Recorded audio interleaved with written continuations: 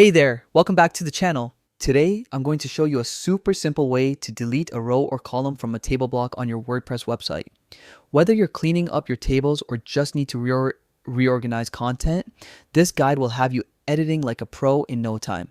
Let's dive in. First, open your browser and head to your WordPress website. Click the login option in the top right corner. For a faster and secure login, choose Continue with Google. This way, you'll instantly link your account to your site. Next, pick the correct Google account from the list.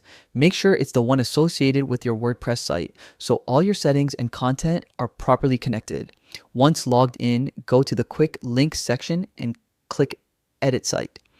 This will take you directly into editing mode where you can make changes to any part of your website. Navigate to the table you want to modify.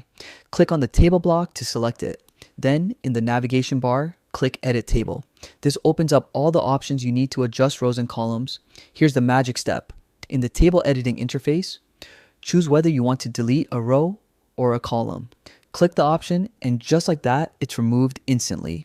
It's clean, quick, and makes your table look exactly how you want. And that's it. Now you know how to delete rows and columns from a table block in WordPress in just a few clicks.